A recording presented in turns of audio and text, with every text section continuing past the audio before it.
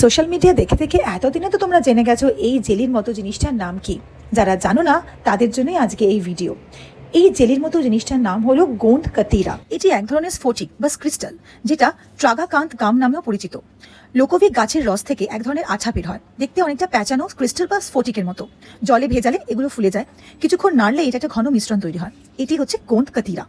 শরীর ঠান্ডা রাখতে, নাক থেকে রক্তপাত বন্ধ করতে, ধরো কাশি হয়েছে, পেট খারাপ, বিভিন্ন ধরনের রোগের এটা কিন্তু একটা বড় আয়ুর্বেদিক চিকিৎসা। গরমকালে শরীর ঠান্ডা রাখতে আমরা আইসক্রিম, কোল্ড ড্রিঙ্কস এসব খেয়েই থাকি।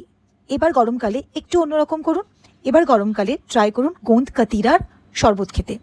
খেতে খুবই বিস্বাদ, কিন্তু একটুখানি টেস্টি বানিয়ে নিয়ে যদি আমরা খেতে পারি, তাহলে এটি যেরকম শরীর ঠান্ডাও রাখে, সেরকম ডাইজেশনে হেল্প করবে, আর আপনার স্কিনও খুব ভালো থাকবে। ডাইজেশনে হেল্প করছে মানে বুঝতেই পারছেন, আপনার ওয়েট লসেও কিন্তু সাহায্য করবে। এবার আসে কী করে ব্যবহার করবেন এই গোঁদ কাতিরা। কিছুটা ক্রিস্টাল নিয়ে জলে ভিজিয়ে রাখুন, 4 থেকে 5 ঘন্টা পরে ক্রিস্টালগুলি ওরকম জেলির মতো পদার্থে পরিণত হয়ে যাবে। আর আরেকটি পাত্রে ভিজিয়ে রাখুন বেসিল সিডস বা তুলসী বীজ বা সবজা সিডস।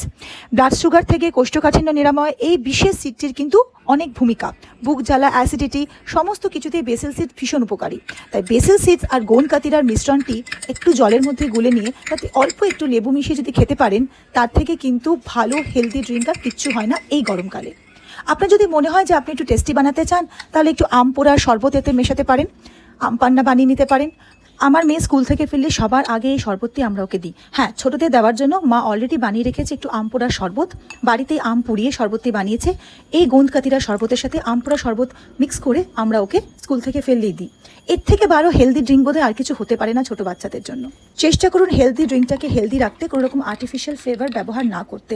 গরমকালে এটি নিয়েই দেখুন না, আইসক্রিম বা কোল্ড ড্রিঙ্কসের থেকে অনেক বেশি হেলদি।